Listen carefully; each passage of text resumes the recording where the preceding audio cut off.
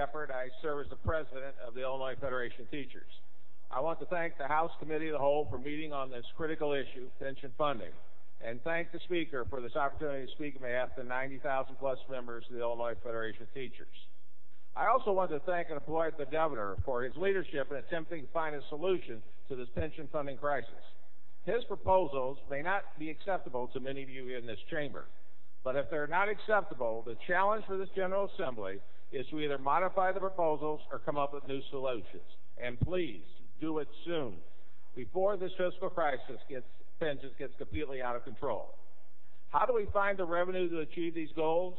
This House overwhelmingly rejected the Governor's gross receipts tax. The Governor has stated his opposition to sales and income tax increases. The IFT believes, from our many conversations since last January, with most of you here and in the Senate, that there is a clear majority in both chambers willing to support some form of income tax increase. From those conflicting viewpoints, we urge you to find common ground and to come up with a solution.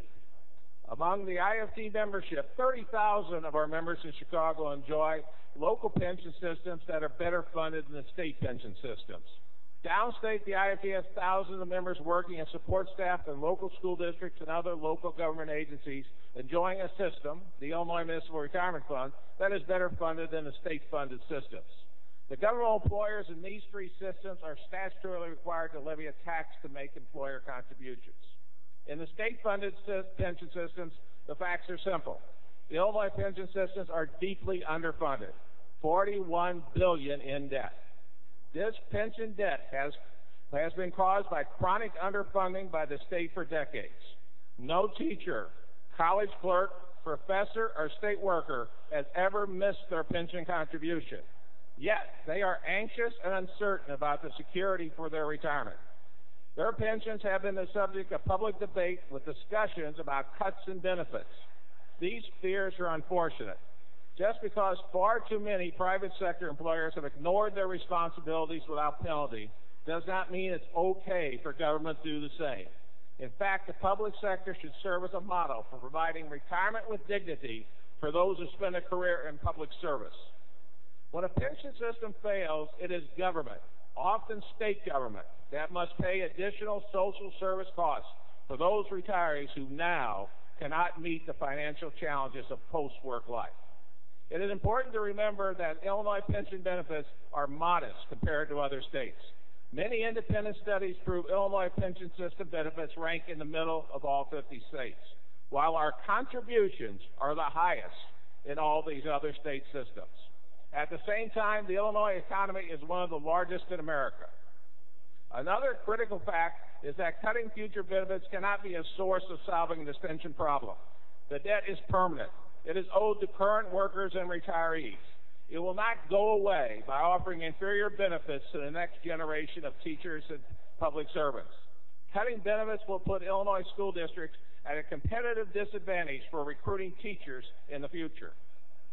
Moreover, despite claims by some in business, there is very little to be saved by changing our pension system.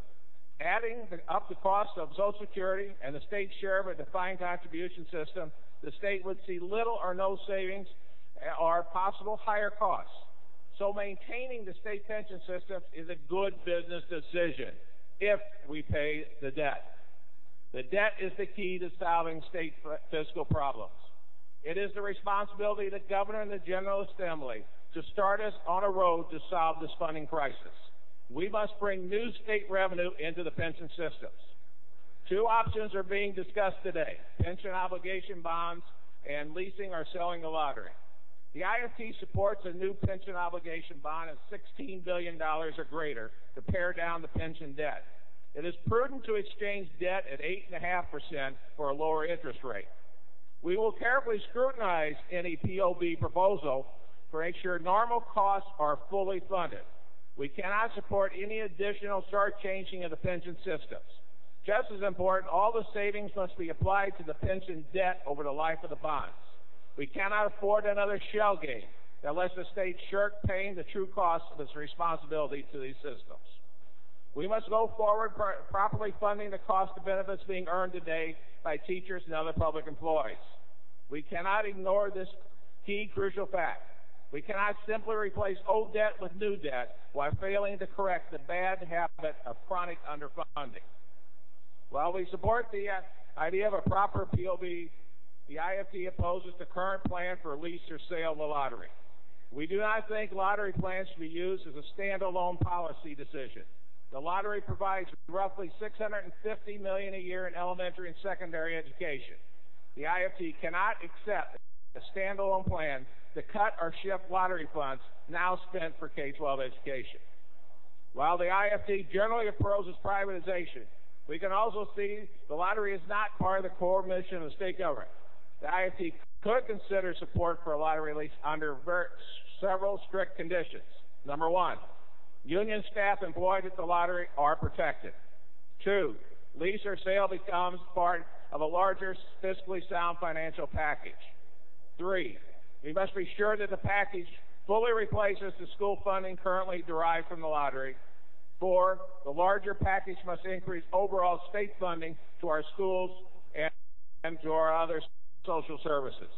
5, all monies from the lottery lease are to be used to pay down the pension debt. I thank you on behalf of my members. These are our thoughts and proposals today, and we'll be glad to answer any of your questions. Thank you. I'd like to